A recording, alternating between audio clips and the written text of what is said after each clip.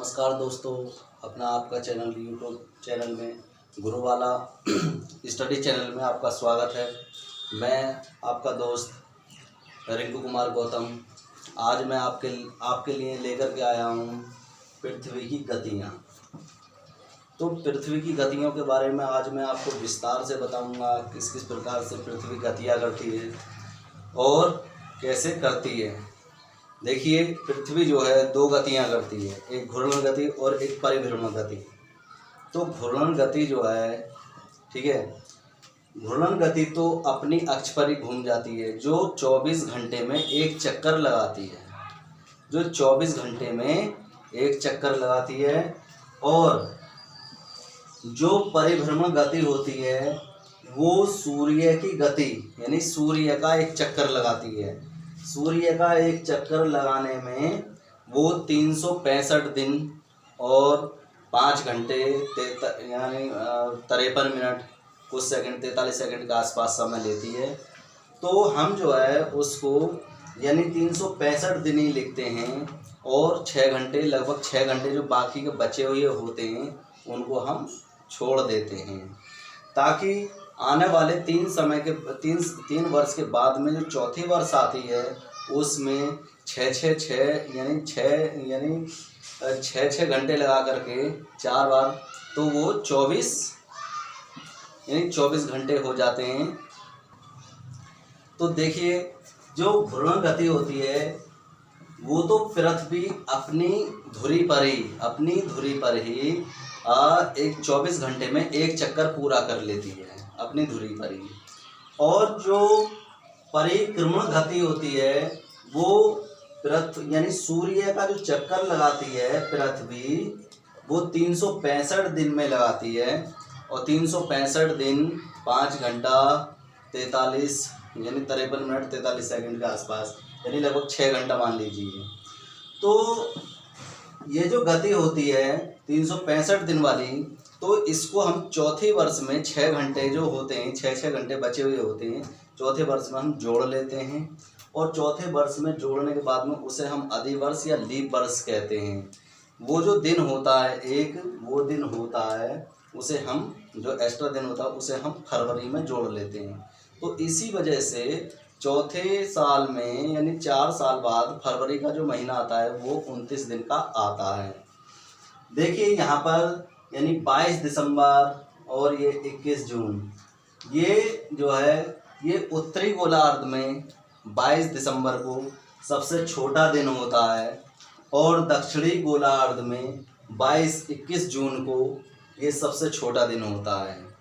और इनका ये उलट कर लिया जाए तो ये उत्तरी गोलार्ध में 21 जून को सबसे बड़ा दिन होता है और ये दक्षिणी गोलार्ध में 22 दिसंबर को सबसे बड़ा दिन होता है।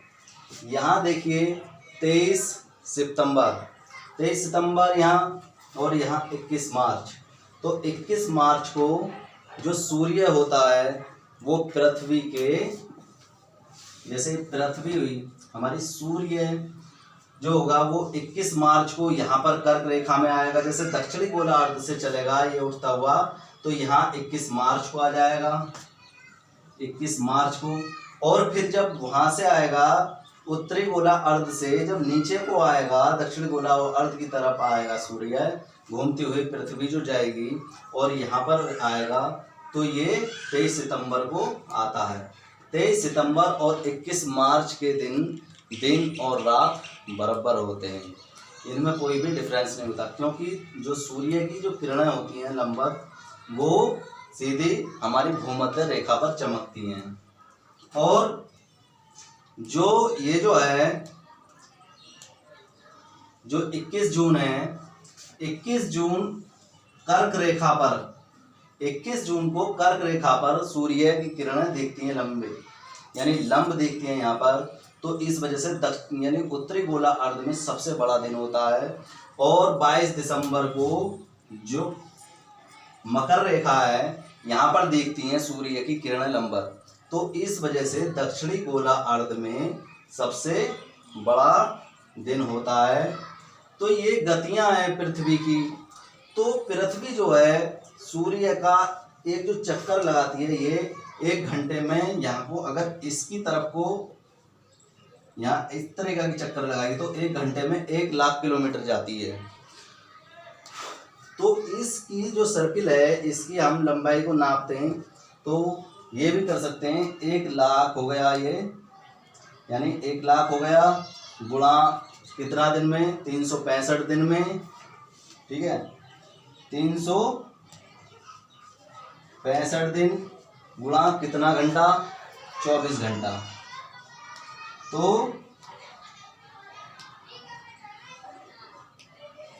तो इस तरीका से इसकी जो किलोमीटर की दूरी है ये निकल आएगी और बहुत आसानी से आपको कैलकुलेशन में प्रॉब्लम नहीं होने की है। तो पृथ्वी जो है अपनी जो धुरी पे ये 23.5 डिग्री सेल्सियस झुकी हुई है, 23.5 अक्षांश अंश झुकी हुई है। इस वजह से ही हमारे जो मौसम होते हैं चेंजिंग होते रहते हैं, कभी गर्मी, कभी सर्दी, कभी बरसात। तो इस तरीका से यानी मौसम चेंजिंग होते हैं। अगर पृथ्वी अपनी अक्ष पर झुकी हुई नहीं होती और सीधी होती, 0 अंश पर होती, तो जहाँ जैसा मौसम है वहाँ पर वैसा ही मौसम होता। ना ही कहीं धूप बड़ी होती, यानी ना ही कोई दिन बड़ा होता, ना ही छोटा होता, ना ही धूप ज़्यादा होती, ना ही कम होती। तो ये जो मौसम में परिवर्तन आते हैं या गर्मी सर्दी होती हैं, ये पृथ्वी की झुकी यानी जो पृथ्वी का झुकाव है 23.5 डिग्री का, इसका जो झुकाव है 23.5 अंश का जो झुकाव है ये इसी के कारण आती हैं। और अगर ये नहीं झुकी होती तो ये यानी कुछ भी ऐसा कोई डिफरेंस नहीं आता इनका। और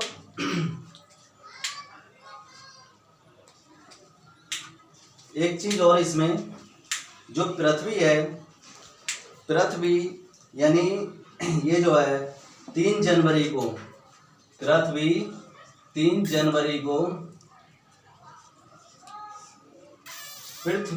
जनवरी को सूर्य के सबसे नज़दीक होती है। पृथ्वी सूर्य के नज़दीक होती है। और 4 दिसंबर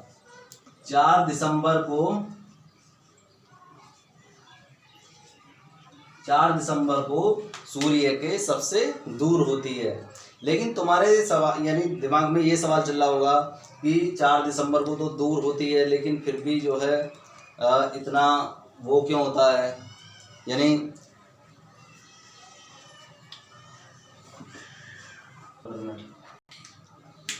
दोस्तों यहाँ पर एक गलती हो गई थी, उसे मैं दोबारा से राइट किया है कि यहाँ पे जो है गलती से 4 जनवरी लिख गया, 4 दिसंबर लिख गया था। तो यहाँ पर है जो डेट है वो 4 जुलाई की है। तो 4 जुलाई को जो है सूर्य के सबसे यानी दूर होती है जो वो होती है पृथ्वी। तो इनका जो डिफरेंस है यानी जो ये सर्किल है, ये वाला सर्किल, तो यहाँ पे इसमें डिफरेंस है। इधर को थोड़ा यानी छोटा है, जैसे 14 करोड़ 70 लाख, ठीक है, 14.70 लाख किलोमीटर है, करोड़ किलोमीटर सॉरी। और इधर जो है ये 15.20 करोड़ किलोमीटर। तो इस वजह से इसमें जो इसका जो ये है यानी सर्किल है, इसमें बहुत यानी 50 लाख किलोमीटर का डिफरेंस है। तो इस वजह से ये सोचते होंगे कि यानी जनवरी के मौसम में जो है, जनवरी के मौसम में सूर्य नज़दीक होने के कारण भी इतनी ठंड क्यों पड़ती है, इतनी सर्दी क्यों पड़ती है। तो उस समय सूर्य जो होता है वो दक्षिणी गोलार्ध में अधिक धूप गिरता हुआ आता है। हमारे उत्तरी गोलार्ध से 7% जो अधिक है, 7% अधिक गर्मी दक्षिणी गोलार्ध में पड़ती है। तो इस वजह से उसका इफ़ेक्ट जो है हमारे यहाँ देखने को नहीं मिलता, वो जो है यानी दक्षिणी गोलार्ध में देखने को मिलता है। सो दोस्तों ये आपको मैंने समझाया पृथ्वी की गतियाँ, ये तुम्हें समझ में आया होगा। अगर कोई इसमें यानी कोई कमी रह गई हो तो बताना, यानी हमारे चैनल को लाइक करें, सब्सक्राइब करें और आपको नए नए वीडियो बनाएंगे। Thank you.